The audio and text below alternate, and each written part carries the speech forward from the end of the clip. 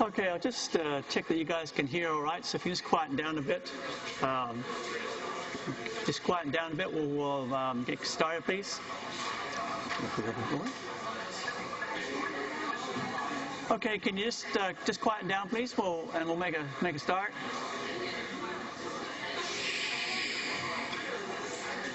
Okay, can you just quieten down, please? Okay. Come on, just settle down.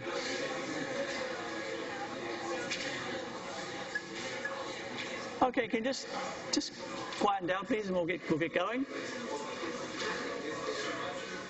All right. Are you guys all right for sound over there? Sound okay? Good. What about you guys at the back? You okay for sound up there? You're okay? You guys for sound? Fine? And you people in the middle? Great. Okay, so today we start the topic on the monetary authorities, and I'll probably take this lecture and Monday's lecture to finish it.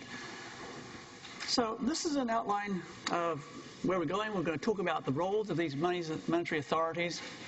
We're going to particularly be looking at the Australian ones, of which there are three. There's the Reserve Bank of Australia, the Australian Prudential Regulation Authority, and the Australian Securities and Investments Commission. That's the three that we're looking at. And then we'll talk about a little bit about some of these international ones, like the Bank for International Settlements, and then some other central banks and other countries' central monetary authorities. So that's basically the outline of where we'll be going. So when you think of the financial system, most people in the world do not realize just how fragile the financial system is. It is extremely fragile.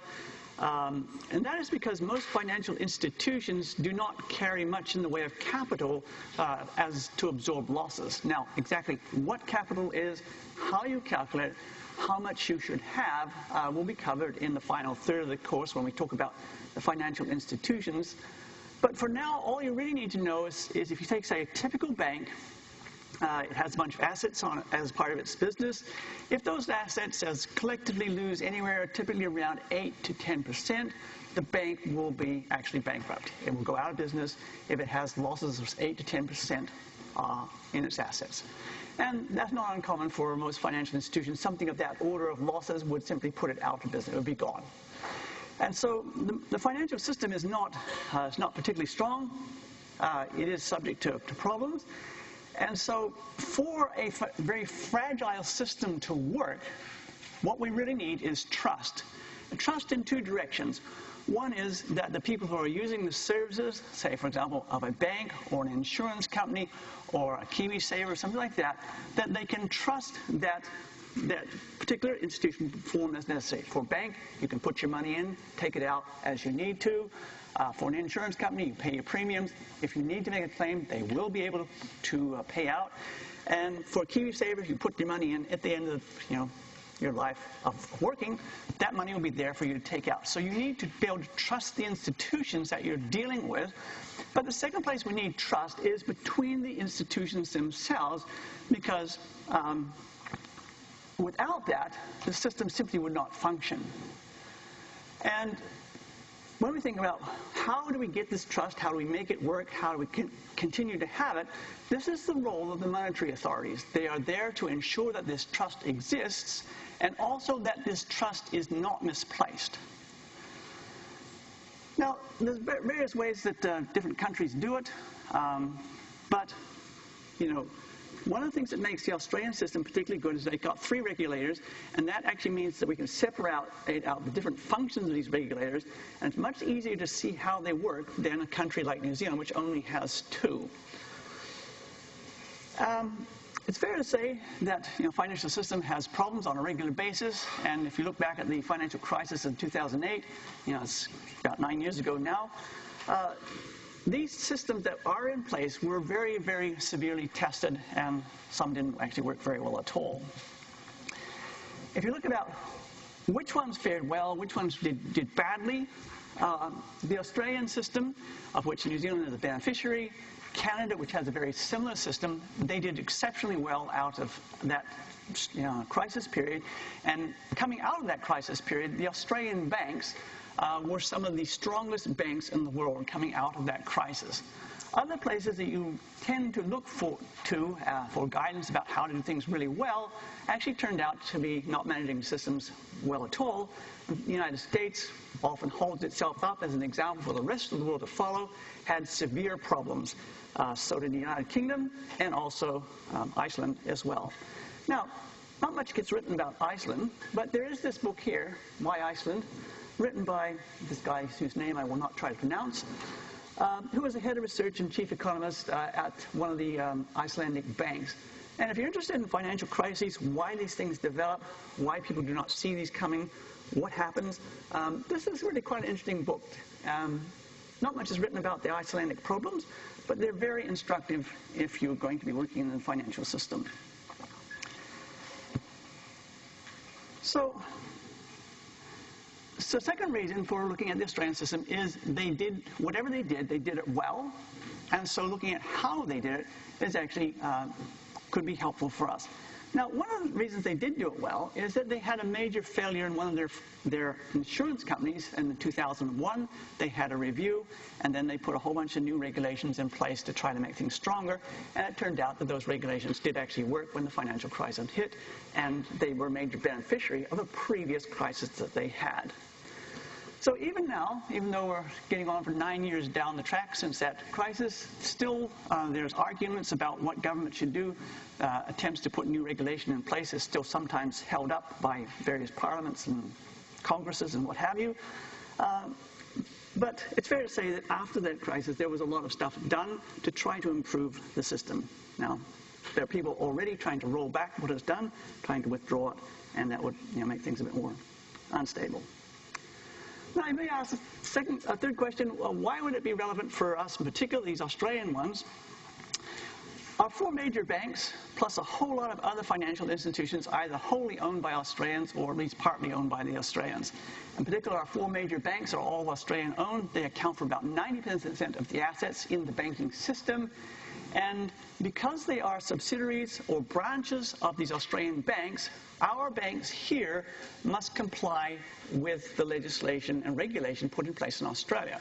Now, this is done not directly. I mean, those regulators do not tell our banks what to do, but because they are wholly owned by these Australian banks, these banks must manage their subsidiaries to the satisfaction of the Australian regulators.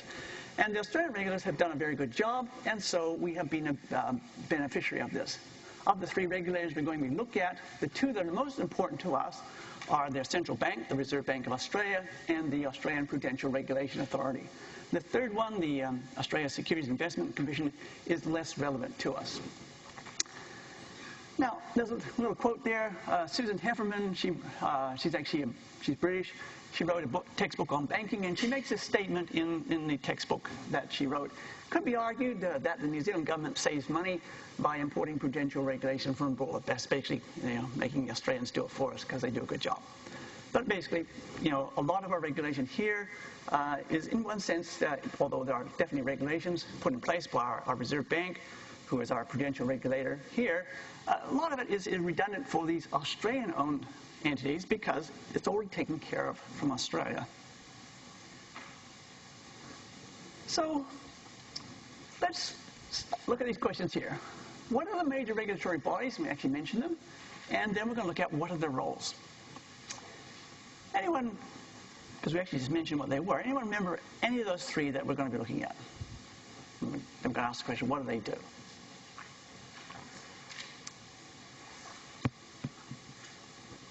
Oh, quiet this morning. Oh, all right. Roll over. Let's go. Next slide. Okay, there are three.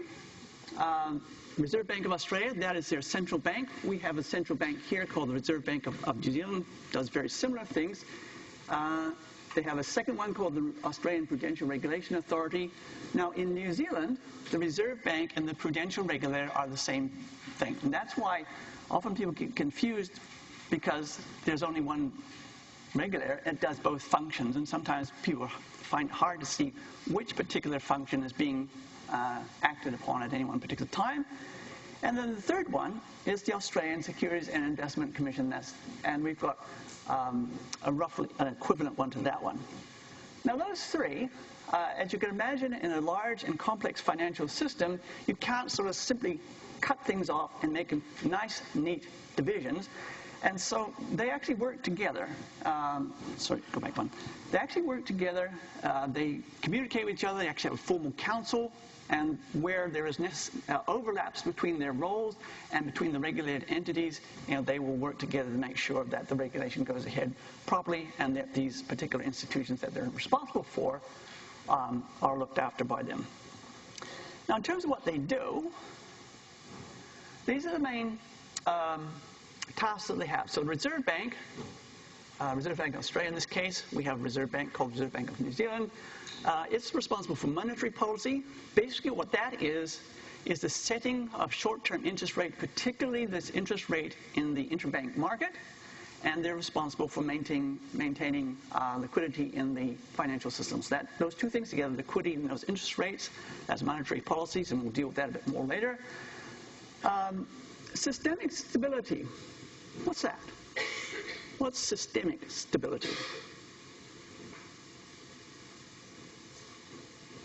Yeah, go ahead. In terms of like the actual infrastructure of how we process payments and transactions.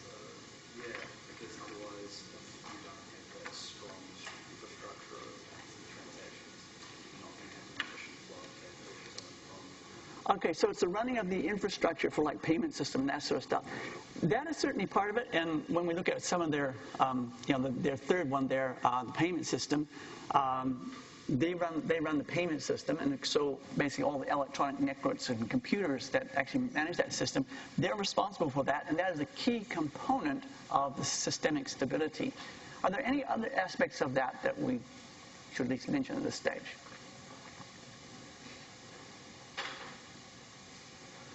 Well, one of the things that financial systems are subject to is, talked about having confidence, having trust. Often when a problem arises, the real problem is when the confidence disappeared. And if you look back at the last major financial crisis, the global one, what was happening there, if you think about what were the fundamental reasons that thing fell apart, is that in the United States, there were losses on mortgages taking place. So people had taken out a loan to buy a house, they were defaulting on those mortgages, and there was genuine fundamental problems in that market. Now, that went on actually for a period of almost 2 years before the whole thing fell apart. And even though those problems were real, they were serious, the system managed to function because largely the trust was still there. What happened, to make it really, really bad, was all of a sudden, and this usually tends to, if it happens suddenly, and it's quite catastrophic, there was a loss of confidence, and in particular, in the interbank market, banks would not lend to each other. And so what happened was that loss of confidence essentially is what drove the financial crisis, made it so much worse than it had been up until that point, even though at that point it had been going for about 2 years. Now, the systemic stability, if you think about the financial system, what tends to happen is that financial system, either it runs well or that system stops working. And this is one of the responsibilities of the central bank, and also Prudential Regulation Authority also has a role in this. And one of the things that, because they are responsible for this, that legislation allows them to do, is that allows them to collect otherwise confidential financial information on the institutions that they're managing. So, for example, if an institution is fine, there's no problems with it at all, typically the Reserve Bank and maybe another regulator will collect otherwise confidential financial information on a quarterly basis. So they know the state of those things. So if there is a crisis, and crises tend to develop very quickly, they know whether that particular institution is sound and they can loan it money and so on, or whether they should let it go belly out. Okay, Payments Information. Next one, APRA, that's the Australian Prudential Regulation Authority. What is prudential supervision of financial institutions? What does that mean? What is that? Go ahead.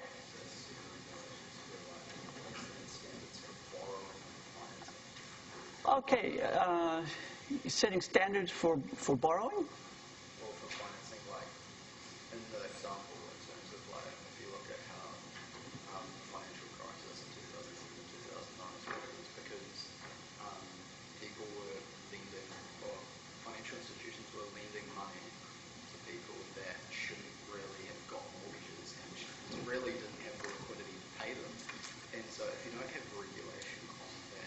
supervision on that, those things get out of hand. And then that's when you start having people. Yeah. Okay, so the main problem there is there are genuine risks in the financial system. That's simply if you run a financial institution of any sort, there's normal business risks. And this is really around putting regulation and supervision in place to control what is legal risk-taking. And the provision of mortgages, that's a normal part of your business if you're a bank. But, you know, not all mortgages are created equal. Some are much more risky than others. And this is really around controlling the normal risk-taking that is part of a financial business. Okay, what about the last one there, the Australian Securities and Investment Commission, almost self-explanatory, enforcement of company and financial services law. So that's what they do.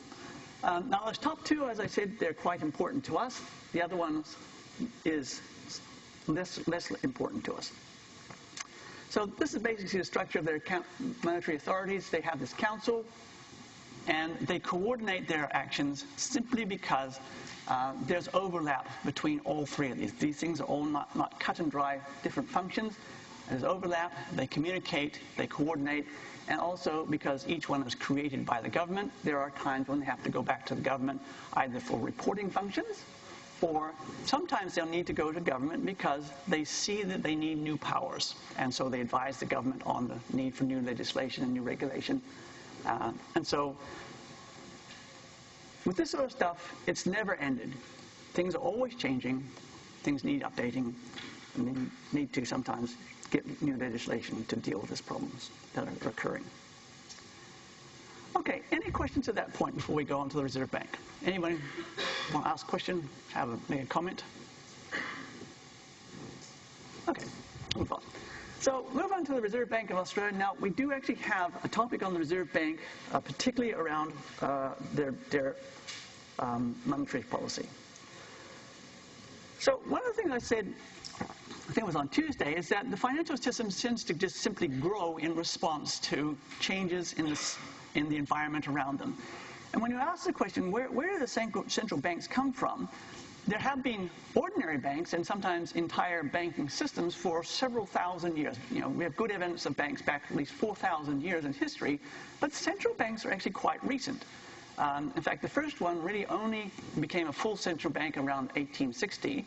And if you think about things just growing, and you ask, well, how come Australia has a central bank? There was a bunch of events that happened which simply led this thing to grow.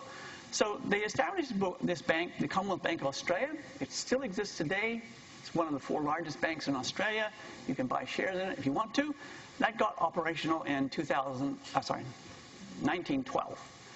At that time, it was simply an ordinary bank. Now, over the next 50 years, in response to various changes in Australia and the international scene, they took over the functions which we would normally associate with a central bank.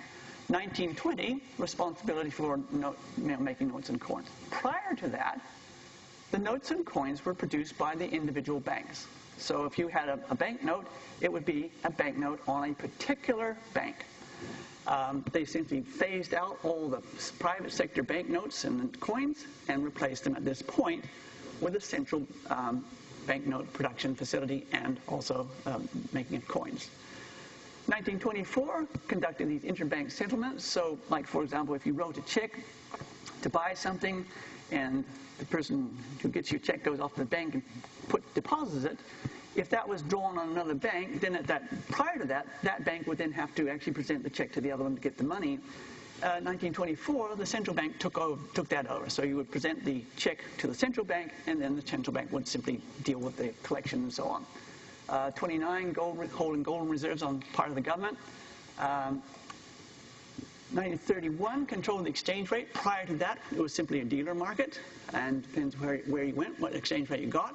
And then there was a long period of time, almost 50 years, where the exchange rate was actually controlled before we moved into the present period where the exchange rate actually floats.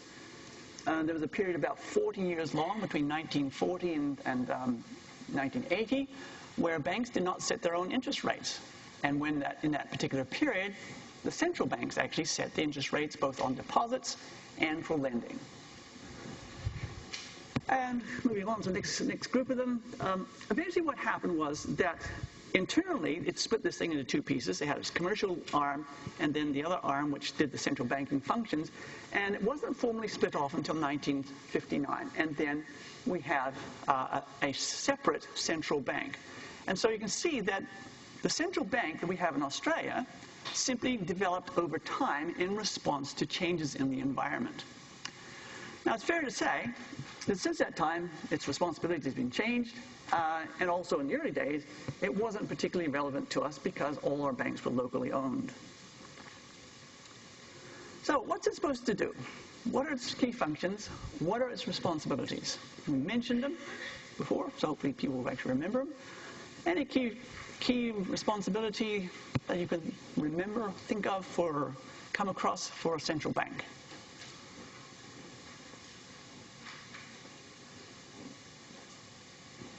Any ideas? No. Oh, yes, save me. Take on monetary policy, so basically setting the official cash rate at which it will lend to commercial banks. And so that really influences the rate at which banks can, as you said, issue mortgages or loans and can also pay out deposits. Okay, so one of the key things they have to do is what's called monetary policy. That particularly is about setting the interest rate in the interbank market. In New Zealand, it's called the official cash rate. In in Australia, I think it's called the cash rate. Other places around the world will have a rate. It has different names, but that's one of the key functions, setting that interest rate and managing liquidity. Because that particular rate, what the hope is, if you shift that rate, that will actually affect all the other interest rates in the economy, and that will affect the economy over time. So the setting of monetary policy, the managing monetary policy is a key function. Anything else they might do? What's that? Notes and coins, yeah. Because these days, with rare exceptions, the private sector does not produce its own notes and coins anymore. They're virtually all done by the central bank. And our central bank does that as well. Their central bank does that. Produce the notes and coin for the country. Anything else they might do? Yep, go ahead. Okay, manage the payment system, another key function. And there's several pieces to that payment system, and they simply manage it to make sure that funds can go where they need to. Anything else? Overnight lending, that's part of the monetary policy. The overnight lending to the banks. Yeah, that's part of the monetary policy management, the overnight lending. Yeah, go ahead.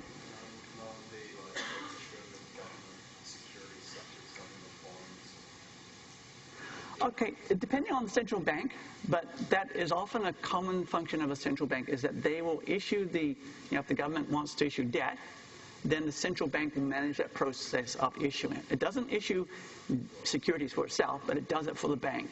Now, in New Zealand, we actually have a separate office of debt management, I think it's called, that actually does it.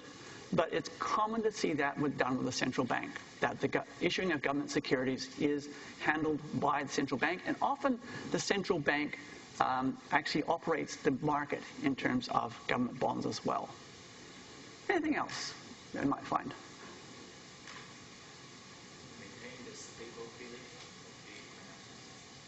Okay, so we mentioned that before, stability of the financial system.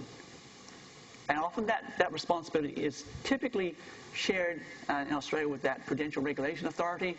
Here, when you got those two functions inside the central bank, basically, management of the stability of the system is important. Okay, let's see if we missed anything. Okay, so acting as the government's banker is one that, this one here is quite an important one, and it creates actually being the government banker and sending money out to the government, say, for taxes, having money come in from the government, say, for example, payment of wages in the public sector and so on. It creates problems for the financial system, and we'll deal with the problems that are created and how they deal with these problems in the next topic on the Reserve Bank of Australia. But certainly acting as a government banker is certainly part of their role. Okay. So monetary policy This management of the short-term interest rate. We'll deal with this more in the next topic on the Reserve Bank of Australia. So this one's actually in Chapter 3, Topic 3. Now, the Australian legislation actually requires three things of the Reserve Bank. So the Reserve Bank has its own piece of legislation that created it, and this is the three things that they are being asked to do by the Australian government.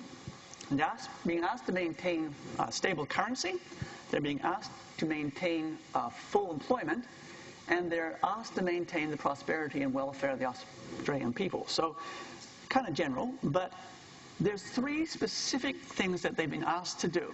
Now, the question there is the nice and red ones. You've got three things to do.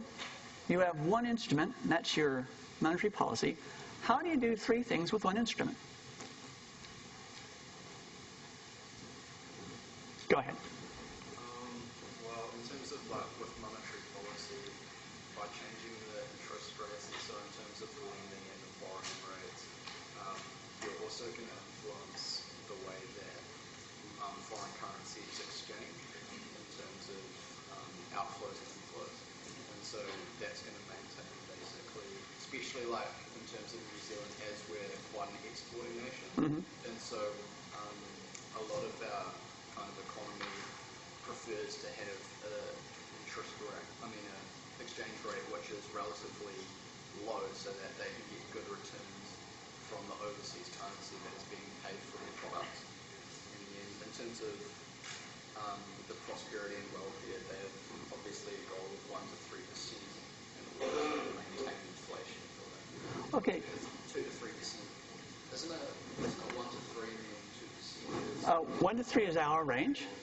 2 to 3 is the, yeah. There's range 2 to 3. Is there any conflicts between these? Oh, you've got. Sorry, go ahead. Like if they decrease interest rate, it encourages people to get loans or whatever, and that increases the growth. But then when they raise it back up again, it stops people from taking out so many loans or whatever. Okay.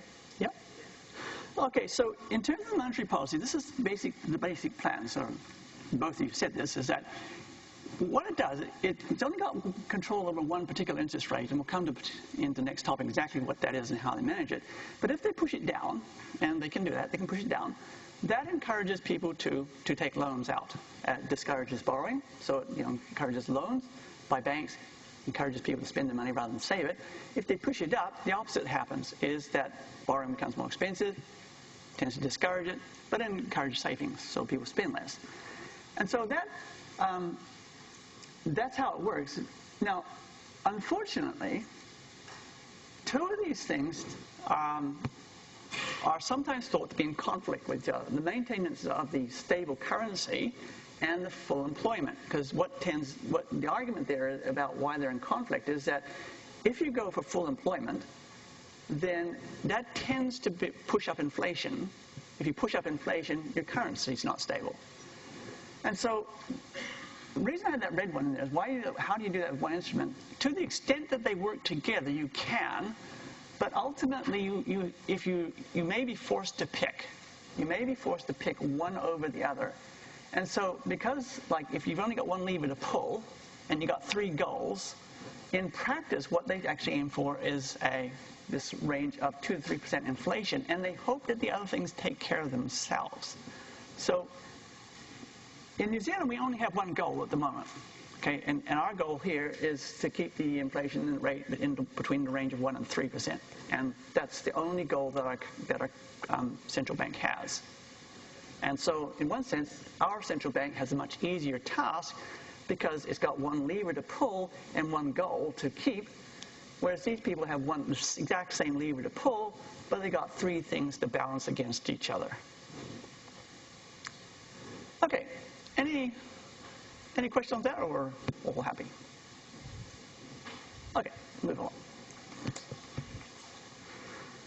So on to the payment system. What's the payment system? What are the roles of the Reserve Bank of Australia in the payment system? And then we'll deal with that bottom one later. Okay, so what's the payment system? What's the payment system?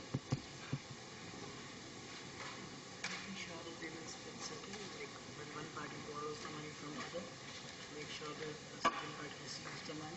Okay, so when somebody buys something, that the payment goes to whoever's supposed to get it, and it's supposed to go there in a timely fashion. And the other thing we hope about this thing is that it has minimal transaction costs. So you need to go quickly, minimal transaction costs, and there's several different mechanisms in there. I mean, like payment in cash, and there's all sorts of paper and electronic ways of moving money around. So that's the basic system. What are the roles of the Reserve Bank in that system?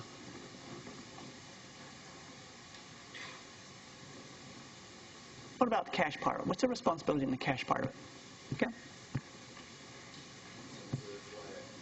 One of the responsibilities is to make sure that the currency is up to date and secure way of transferring value. Because one of the problems is that people find that it's very easy to counterfeit a currency, is that that can also decrease the confidence and trust that people have in that currency to transfer their value. And so, like, you just had an update with the new notes Yeah. in New Zealand. Okay. Like, they've got added security measures. Okay. Did you have something to add? Maybe make sure that they actually have cash available Okay. at ATMs. Right. So there's two key points about the notes and the coins. One is that they, well, take the one, yours is a simple one first, is that they've got to supply enough notes and coins out into the entire financial system so that people who are using cash can get cash easily and use it to spend. The second thing, a very important point, is that you want those things to be tough to counterfeit, because if they're easy to counterfeit, the last thing we want is a loss of confidence in the system. So New Zealand has brought out some new notes in quite recent times, and one of the reasons they do that, or did that, I should say, is they were adding new security features to them which made it tough to counterfeit. And this is a job for the central bank in both Australia and New Zealand. Okay, what about the, might flip over this thing here. What about the electronic side of things? What's their role in the electronic, well, there's a second bit. We'll go to the electronic next. What about transfer of money by paper mechanism, particularly in terms of, say, writing of checks, which still goes on. Decreasing in volume, but still goes on. What's their role in making sure that payments happen if people write checks?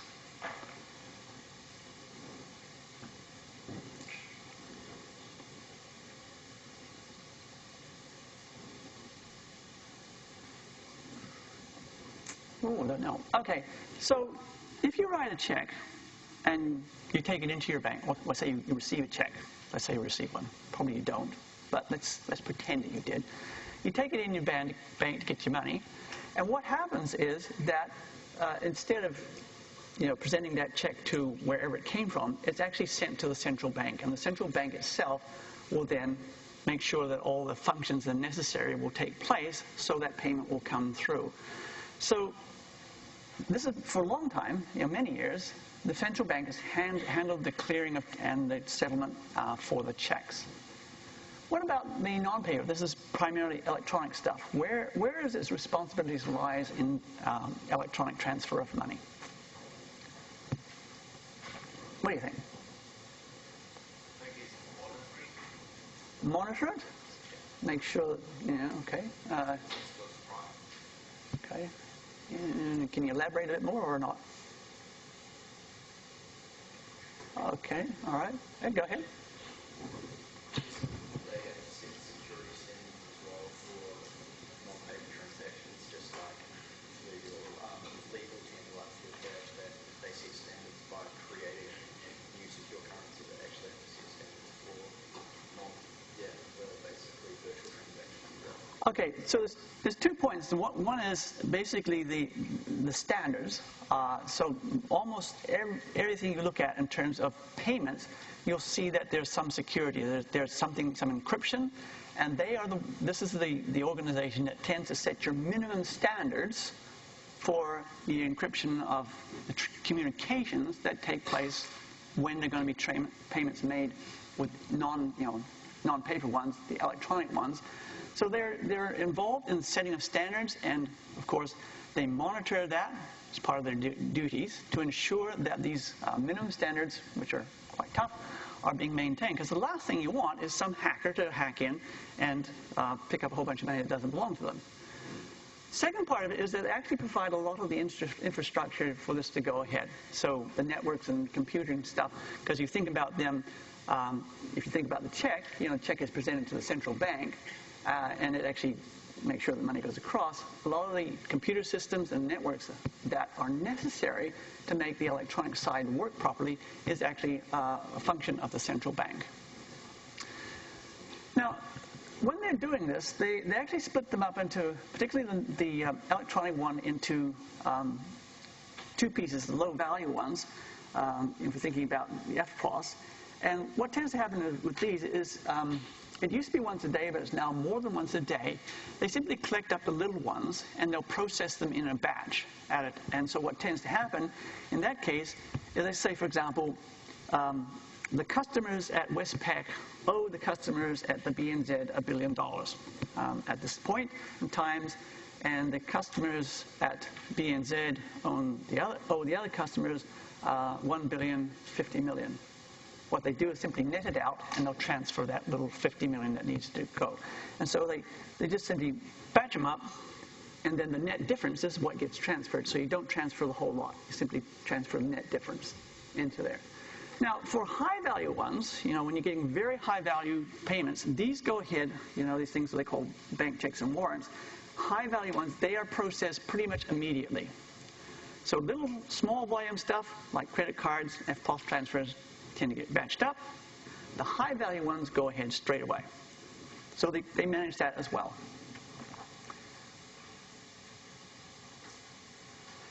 So I think we said most of this. Said this before, so nothing much to add on this one. Okay, let's go back to this final question here. What's the difference between clearing and settlement and payment? Did you have a question, or? Yes. Got a question? Go ahead. Can you just clarify the non-cash payments or the non-cash for that? Well, a non-cash payment, for example, if you use your FPOS card, then that is all done completely electronically. The money is simply an entry in a database, and that's a non-cash payment. And same, like, for example, if you use a credit card, it's exactly the same. It's all electronic. If you use internet banking, then there's no notes and coins involved. It's just entries in a database, and they manage those databases and where the money goes. So the second point, the third point is actually just subheading of the non-cash payment. Which one are you looking at? Yep.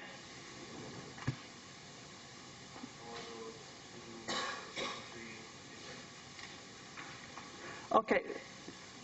In one sense, what we have here in the low-value payments, we actually have cash there. So their provision of the notes and coins is part of the low-value transactions because, people use notes and coins. They tend to use it for small purchases.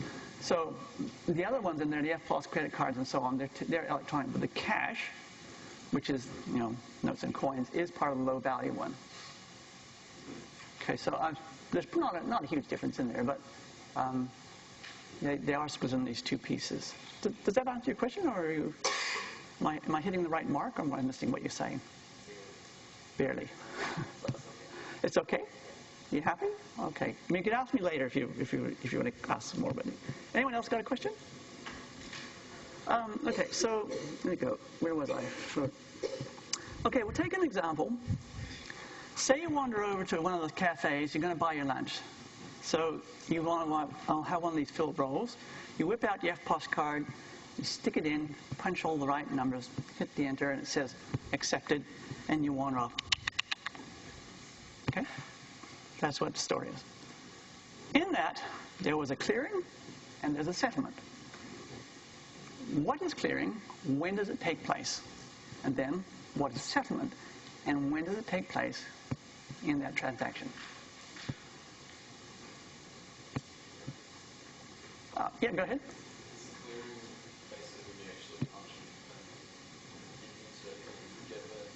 basically giving permission to the system for that transfer of funds, but the settlement is actually when the funds reach into the business bank account, because there's like difference in time period actually between when you put the transaction through and when it gets cleared.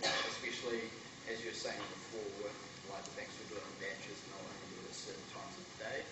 So like for example, if you made a trade repurchase and you purchased it like very late at night, the payment might only go through the following. Okay. I should give you the microphone more often. I should give you the microphone.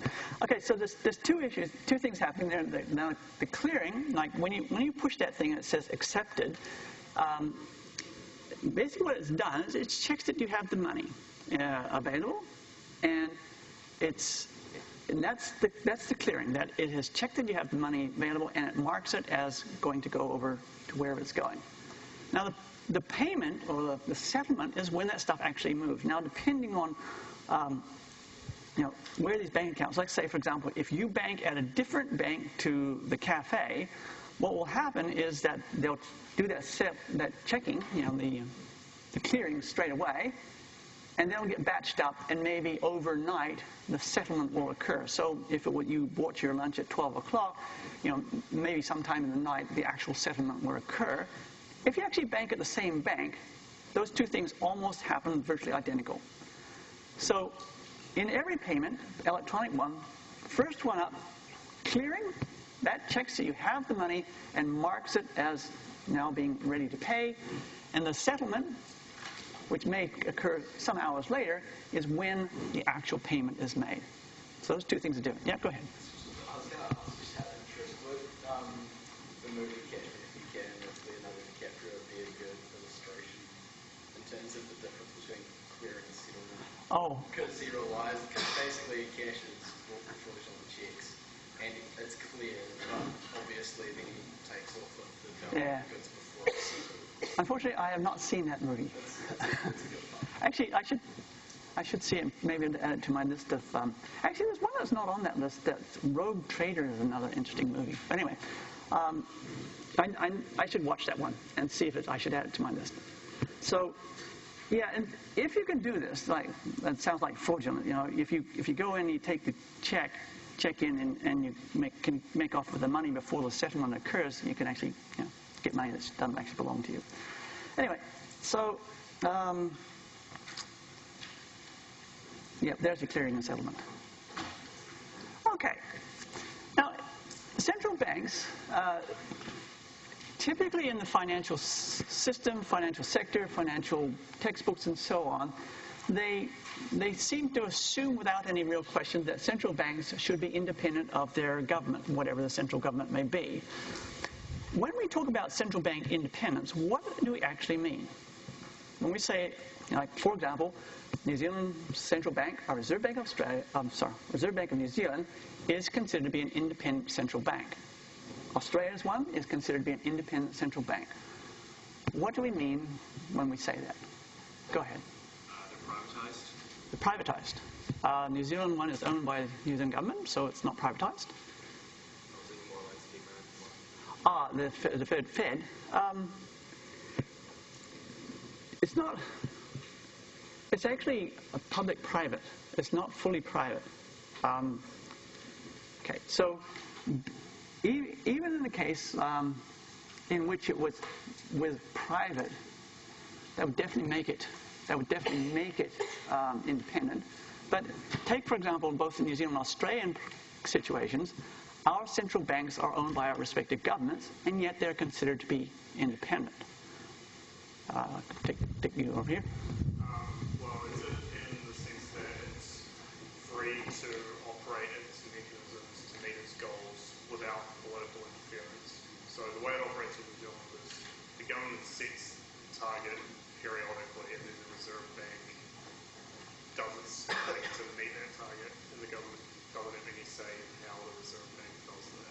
Okay, so the two key points are the government specifies to the central bank what its targets are, so it's saying what it is to do, but it does not specify how it is to achieve that. So, seeing how its main tool is the monetary policy, it's free to run its monetary policy as it sees fit, as long as it tries to meet the targets. So that's what we mean. Essentially, the government specifies what it's supposed to do, but it does not specify how it is to do it. Now, this election year, let's see.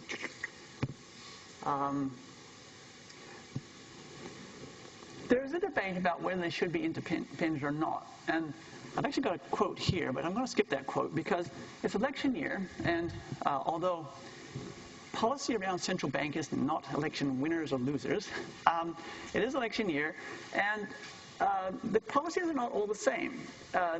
Basically, if you think about our central bank, how it is now, the National Party, in Parliament, who has the majority, is the government, wants no change. They simply go on ahead as is now.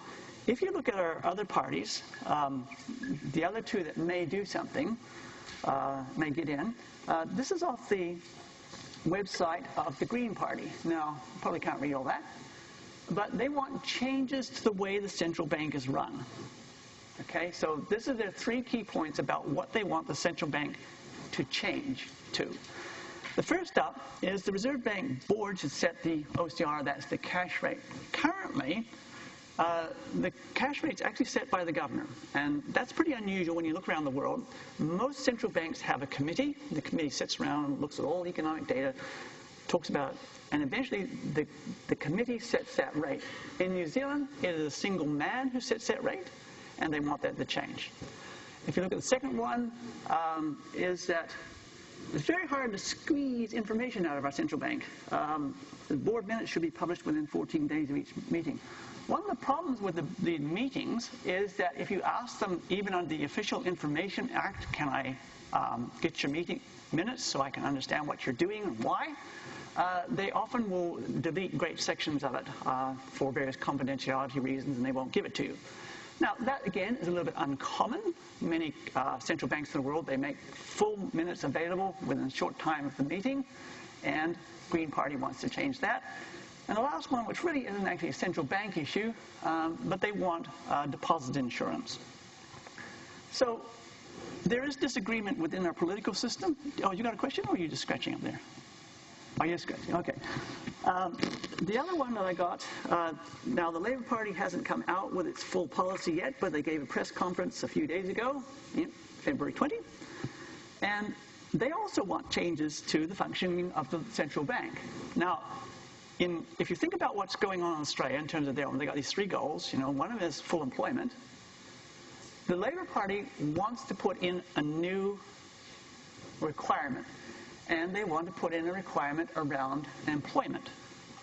And, the United States does things so well that we want to copy them.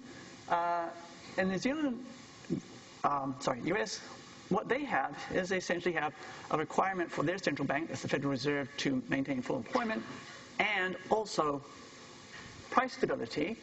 But where there is a trade-off to be made, they allow the central bank to make that trade-off and make decisions around that.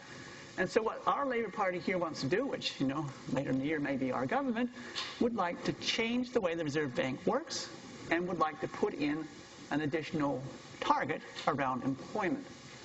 Now, as I said, these aren't policies that are going to swing the election, but as finance students, you should at least understand what they're doing and why they want to do it. Any questions on that before we move? Yeah, go ahead. What do you think in terms of actually adding another goal to the RBNZ's goals of, adding employment? Because you were saying earlier that those goals of employment and then of currency stability can conflict. Yeah, so you want my opinion as to who? I want your opinion also. I'd like to ask you whether you think it would be a good idea, because there is other ways that you can stimulate employment other than moving the official cash rate. Yeah, that's right. For currency. The basic problem here, this is my opinion, and of course there are different opinions out there, is if you have one tool, you should have one goal. If you have, more tools, then you can actually undertake more goals. And so I think that our system at the moment of having one goal, okay, you may change that goal, but I think it's important to have one goal because you only have one tool to make it work. Okay, let's see, where were we? So basically time's run out, and we'll pick it up at, pick it up this point next time. Okay, if you want to ask the questions, I'll be around for a while. Otherwise, we'll see you on Monday.